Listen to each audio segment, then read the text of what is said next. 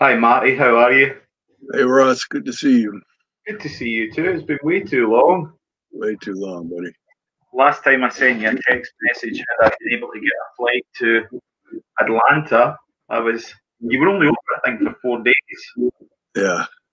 but I would have got a flight out and saw you. And then this morning, I heard that Granny at Tiger Falls, at the tree houses that I stayed, I was over with in 2010. She passed away this Yeah. morning or Yeah. yesterday morning. Yeah, Wow. Oh, I didn't know. I didn't know that.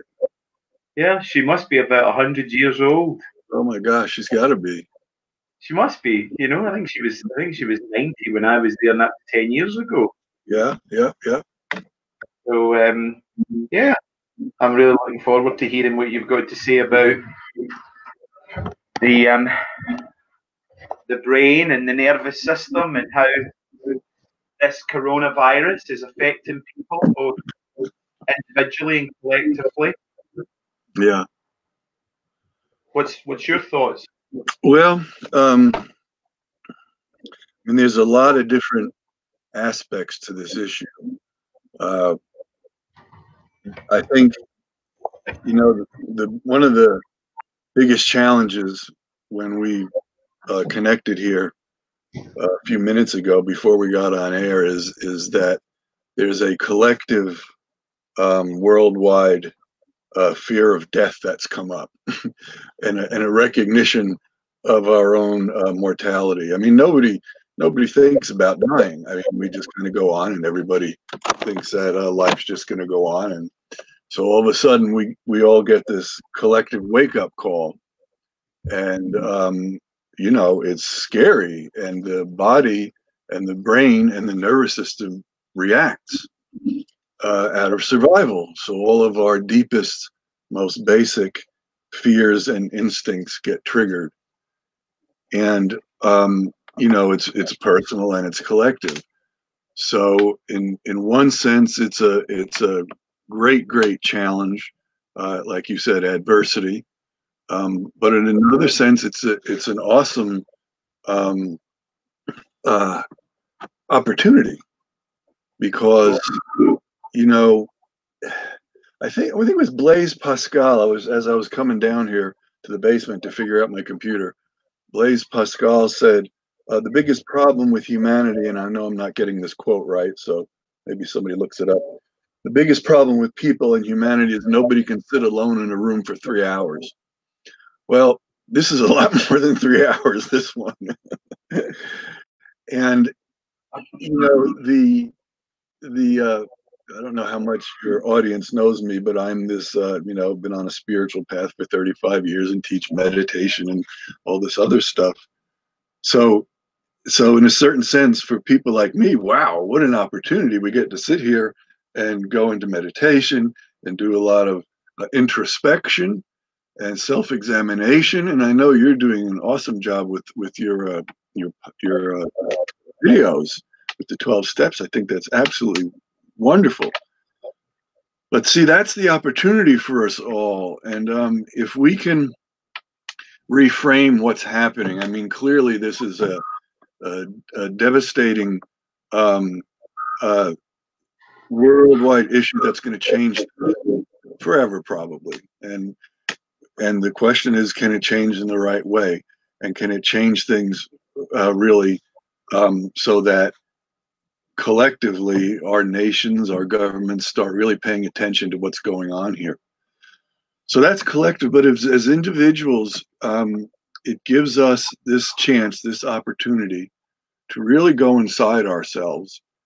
And we're going to get triggered from this. There's no way we're not. I mean, and the basic mechanisms that get triggered happen to be in the deeper areas of the brain, the limbic system, the more primitive brain, and we go into this fight, flight, or freeze.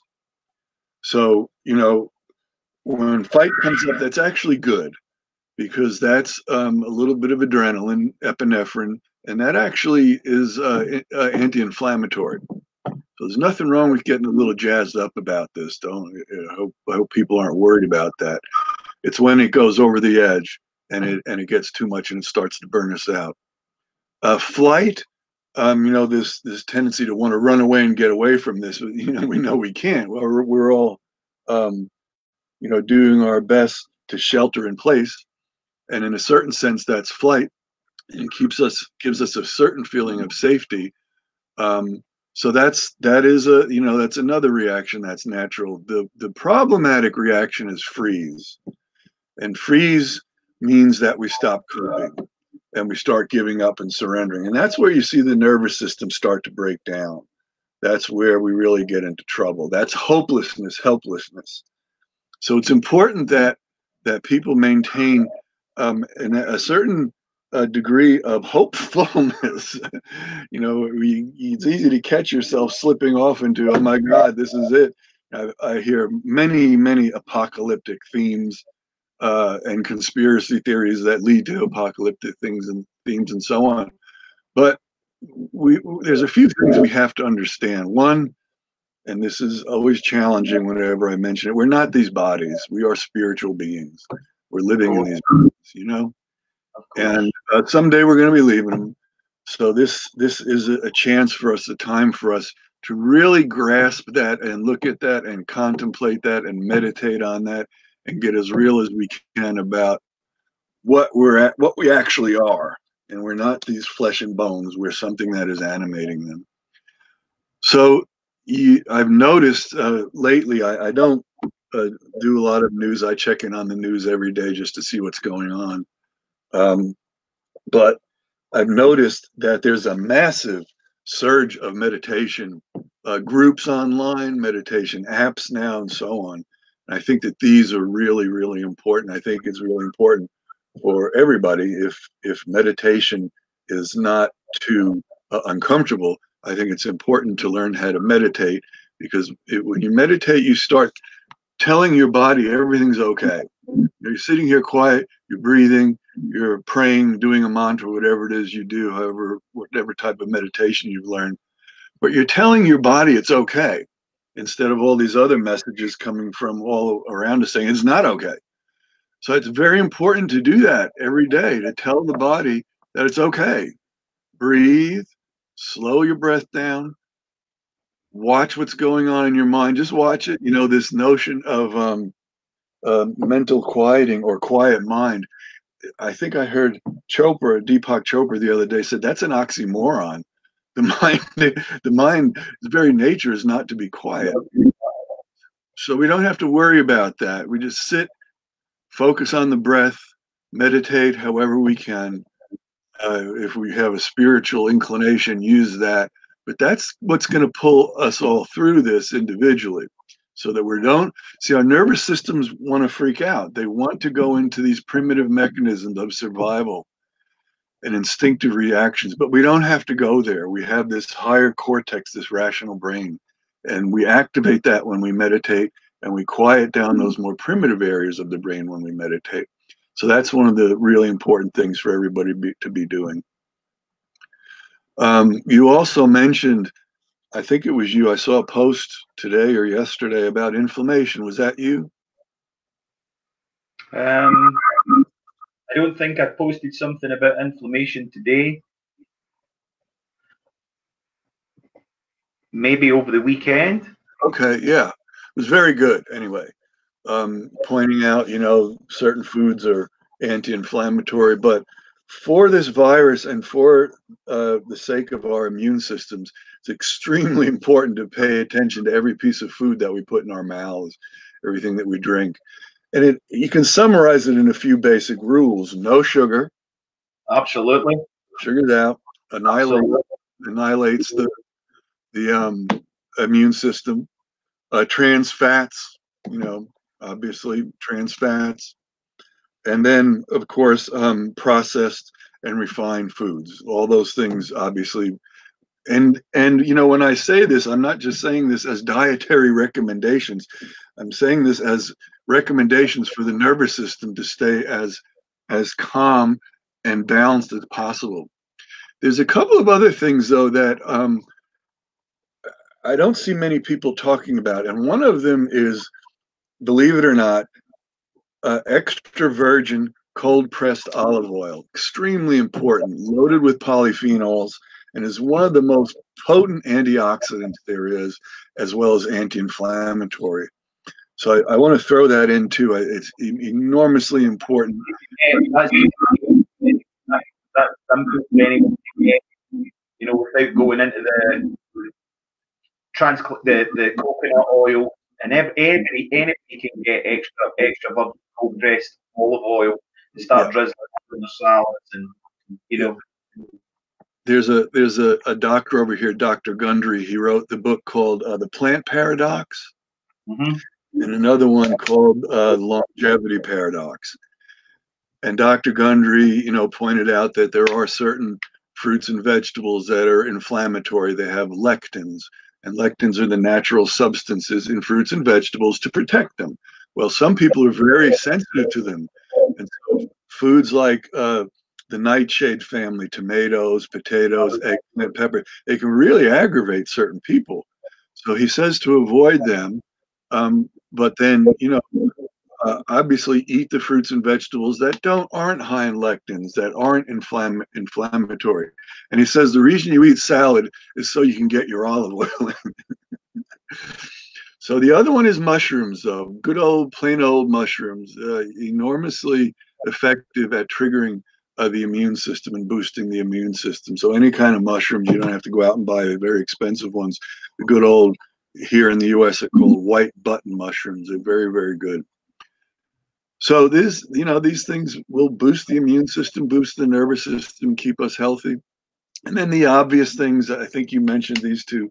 Vitamin D is enormously important to keep the immune system going and to keep the nervous system going. However, if you get diagnosed with the virus, don't take vitamin D. It just boosts it, gives it power. So you have to be, you know, active virus. You know, there's plenty of carriers that are never going to come down with the virus or may remain asymptomatic. But vitamin D is only for prevention and keeping the immune system strong. And of course, the best way to get vitamin D is sunshine. The other nutrients are magnesium and zinc, hugely important. And the best way to take them is before bed, and hopefully get a really good night's sleep at the same time. It rebalances and resets the nervous system. And it helps the brain to go into the deep stage of sleep, stage 4, good old delta sleep. If we don't have delta, the body doesn't reset, it doesn't repair, it doesn't rejuvenate. So delta sleep is really important. And magnesium and zinc will actually help the body move towards that stage. Really important. You go into delta sleep within about the first 3 to 4 hours after you go to bed. Very important. You don't wake up in those first 3 to 4 hours, and you go into delta a couple of times during that phase. Then the rest of the night, usually you spend waking up, coming up to higher and higher levels till you eventually wake up. So sleep, those nutrients, sunshine, meditation, obviously plenty of pure, clean water, good a good diet, and if you are sensitive, avoid those inflammatory types of vegetables and fruits. And of course, red meat probably isn't the greatest thing to eat if you want to keep your immune system healthy. What I was going to ask you there was, how do you visualize? Because you were over in Cali, you're working at California now, but you're back where I met you in North Georgia. Yeah. So California's been hit really bad, as has New York, as has Spain and Italy. But what do you visualize life being like after lockdown? Wow, that's a good question. Today, there's a lot of information in the news that our president is pushing towards reopening everything May 1st, and you know, hopefully, if that's not a good idea, the scientists and epidemiologists will shut that down like they did April 15th. So I think what is going to happen, and this could be a bit dangerous, is that there's going to be a big explosion. Everybody's going to be, oh, it's gone. Let's go for it. It's no problem. And that's just not reality. It's kind of, you know, after 9/11 happened in New York, people really woke up for quite a while, and we're paying attention and we're looking out for each other.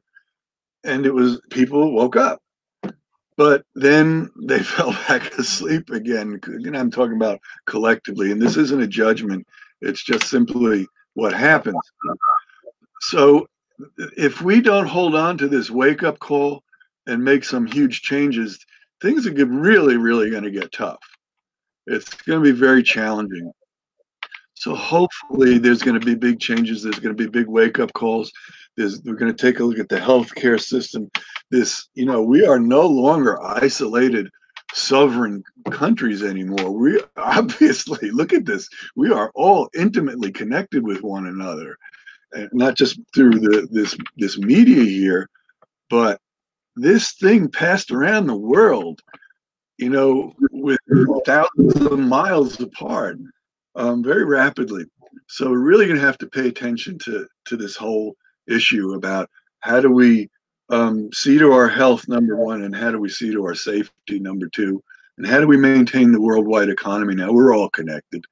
Nobody's going to be isolated in this. And that's what I think is going to happen. We're going to realize that and see that nobody's isolated. We are all going to have to work with and for each other. Yeah, that's good. We're on the same page. You said everyone's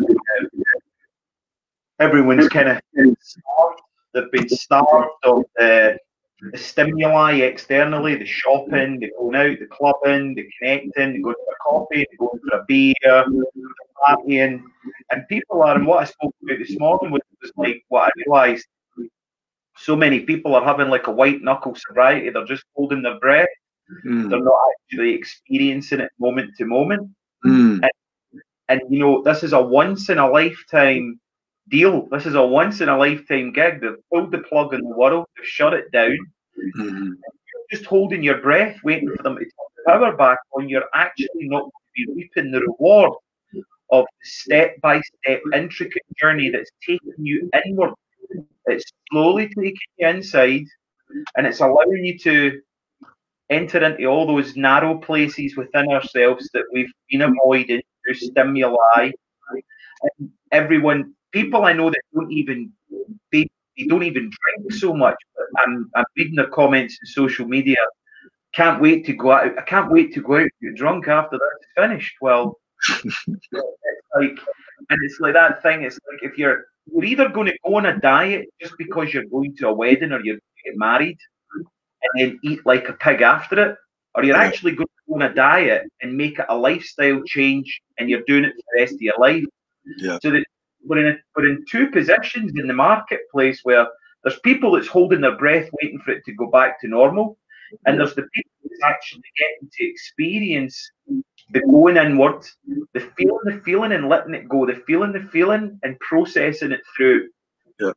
And I think this opportunity would be wasted if we just continually keep making ourselves busy. So many people I see are, you know, they're cramming themselves full of sugar. They're never on social media. They're opening up new projects. They're starting new projects. They're being super, super busy. And they're not taking time for themselves, Marty. They're just, but they think that's the right way. Well, I think the people who are doing what you're saying to do, you know, using this as an opportunity to look in all those little spaces, they're the ones who are going to make it out of this healthy and maintain throughout, because this isn't just going to stop and go away. I mean, I don't think that's the reality. I think this is going to be something, you know, it's not like, oh yeah, the party's over or the shutdown's over and now we party. I don't think that's going to happen. So I hope people are listening to you. I hope people are listening to or grasping these notions that This is an opportunity, and now's the time to really look at yourself and develop yourself. It's not Because happening anyway. if we could, if even if even 100,000 people could do that, and I don't want to use the word awake or indeed look at it from a higher perspective, but actually start to drop in and experience in their reality from a heart-based perspective and start living from the heart, then that's just going to ripple out into the world, and Yeah. that's the kind of consciousness that's going to lift us out of this old, primitive, greedy way that we've acted towards one another. Yeah. It's going to be the key. Yeah. Well, I'm glad you're doing this. This is what you do. I hope people are tuning in and watching your.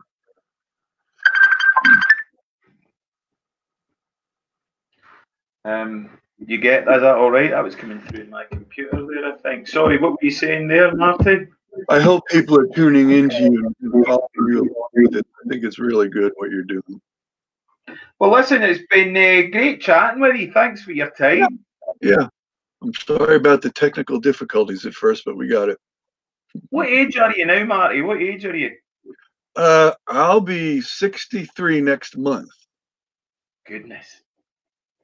Because I met you, I think, in about 2007, and we went on a wild goose chase round the country.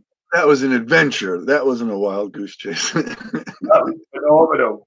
And then I had a motorcycle accident around about now, 10 years ago. Yeah, I remember. I was pretty shook up, and then you took me in, and that was around about July, August 2010, and I eventually packed up and came out and stayed with you for about 3 months between October and February. Again, that was another adventure, but we both learned so much from that, and here we are talking 10 years have passed. It's amazing. It's been a gift to see you, and I hope that even through this, that's us, we can start to keep in touch more. And as soon as there's flights, I'm going to come out and visit you. Absolutely. You're still in Georgia, because I'd love to see the Georgia Hills again. Awesome. We were going to have to swap because I told you my wife adores Scotland, and we want to get over there. Cool. Well, the door's open now. As soon as it happens. Thank you very much for your time. Okay. Thank you, Ross. Really talk to you. God bless. Peace. Yep. Later. All right, buddy. Bye, bye, bye.